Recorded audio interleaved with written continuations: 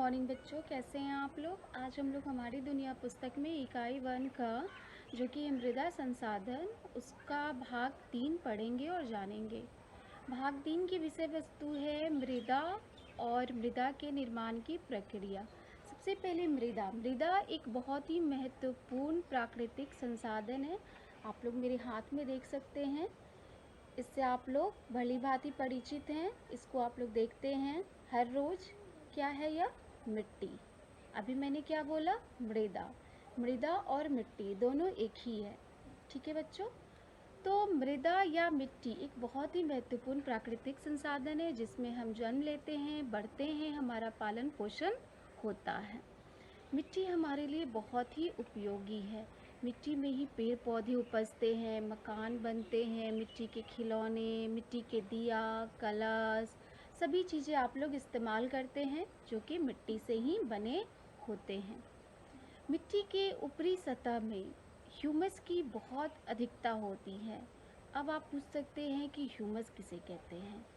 तो मिट्टी में जो भी जीव जंतु, पेड़ पौधे के जो अवशेष या बचे हुए जो भाग होते हैं, तो जब मिल कर के सड़ जाते हैं उसी को ह्यूमस कहा जाता है।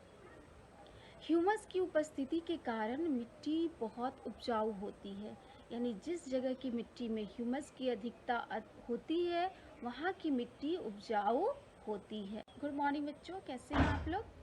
आज हम लोग हमारी दुनिया पुस्तक का ही भाग 4 इकाई का पढ़ेंगे और जानेंगे।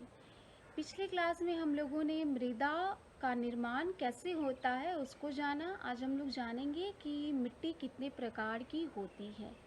अच्छा बच्चों, क्या सभी जगह की मिट्टी एक ही तरह की होती है या सभी फसलों के लिए एक ही तरह की मिट्टी उपयुक्त होती है?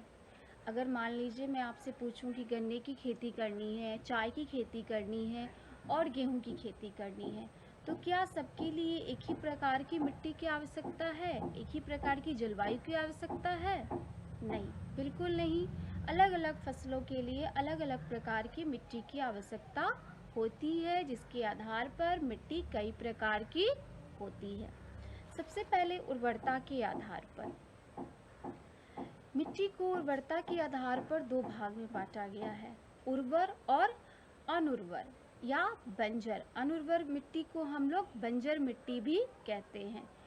उर्वर मिट्टी जो होती है वह उपजाऊ होती है, जबकि अनुर्वर मृदा में उपजाऊपन कम होता है। नदी घाटी क्षेत्रों की मिट्टी उर्वर तथा पहाड़ी एवं मरुस्थलीय क्षेत्रों की मिट्टी अनुर्वर होती है।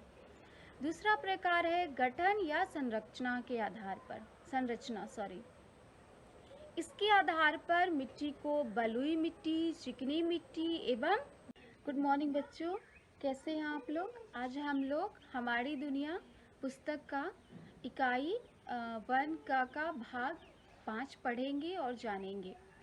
पिछले क्लास में हम लोगों ने मृदा का अपरदन और मृदा संरक्षण को जाना था। आज हम लोग एक बहुत ही महत्वपूर्ण जल संसाधन उसको जानेंगे। मनुष्य के लिए बहुत ही महत्वपूर्ण है। मनुष्य, पेड़ पौधे, जंतुओं सभी के लिए जल बहुत ही महत्वपूर्ण है। जल है तो जीवन है, जल है तो कल है, जल है तो आज है। ठीक है बच्चों। जल जिसके बिना हम लोग एक दिन भी जीवित नहीं रह सकते हैं, हमारे लिए बहुत ही महत्वपूर्ण है। हमारे सभी क्रियाएं सुबह से उठ कर के रात तक हम जो भी काम करते हैं, चाहे घर के अंदर करें चाहे घर के बाहर रहें, हमें जल की आवश्यकता पड़ती ही रहती है। चाहे हमारा घर हो, ऑफिस हो, हॉस्पिटल हो, बड़े बड़े उद्योग हो, कार्यालय हो, हर जगह जल का उपयोग है। हम पानी पिए बिना नहीं रह सकते हैं, नहाए बिना तो रह भी सकते हैं, लेकिन पानी पिए हम नहीं रह सकते हैं। इतना महत्वपूर्ण हमारे लिए यह जल है, लेकिन इस जल का दुरुपयोग हम लोग कर रहे हैं। सबसे पहले तो जल, हमारी पृथ्वी पर अपार जल है, फिर भी पीने लायक जल बहुत ही कम